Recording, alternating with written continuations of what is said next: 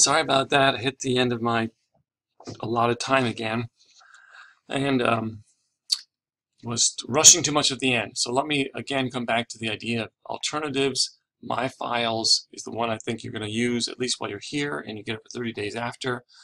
And the URL you get is not fantastic, but you have some options, and you could use a URL shortening service. Let's do Tiny instead for the next part of the exercise.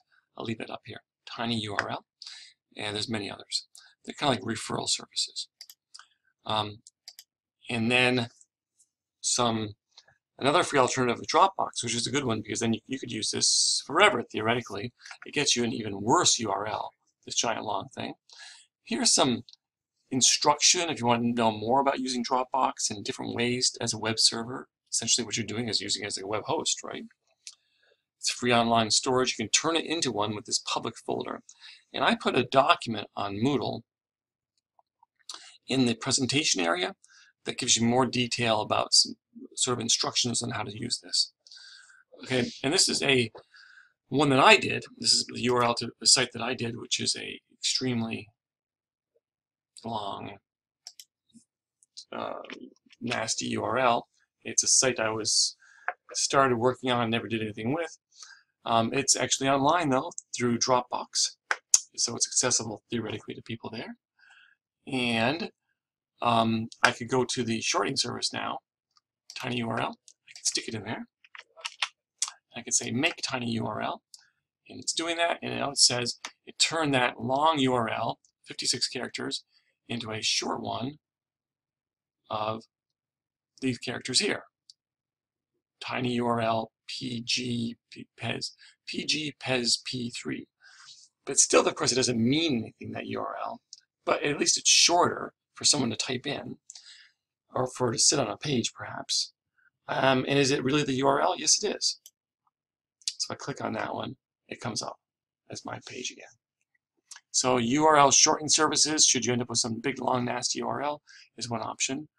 The thing about Dropbox, even more than My Files, I think, is it's not speedy. I'm still actually waiting for that image to come in. Of course, I'm running a lot of some other things at this moment too, but you're going to get a lot better performance if you actually pay for a web host. But if you don't want to pay, you can use Dropbox. Let's continue along here and say that another alternative is, just because you use Dropbox or maybe some other service to get essentially free hosting doesn't mean you can't still buy a domain name and use some kind of site forwarding or masking.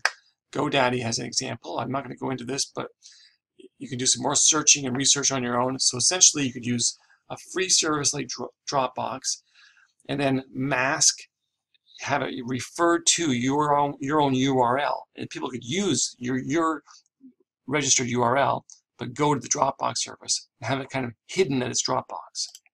That's an option. Another alternative to get your website out there, especially for potential employers, is just bring it on a disk. Why don't you burn it to a CD or a DVD for that matter? It's not very big though, so CD would be fine. And then you can just give instructions. You can mail it to somebody and say, to see my website, just double click on, use this disk and double click on the index.html, and it will open up in your web browser. You can even go fancier and make it an auto-run CD. So when they put the CD in, it automatically booted up the index file. And it's a website they're running off from a CD. So that's an option. For extra credit on your resume, put your resume online and send me the link. Using My Files, you probably use My Files. It's a little simpler. Or maybe Dropbox. There is supposedly some ways to use Google Drive to host websites for free, but there's some issues with that and having trouble getting it to work at this time. But you could also research that on your own too. But not for this extra credit. Use the My Files or the Dropbox. It's going to be worth 5 points on your extra credit on your resume project if you do that and send me the link.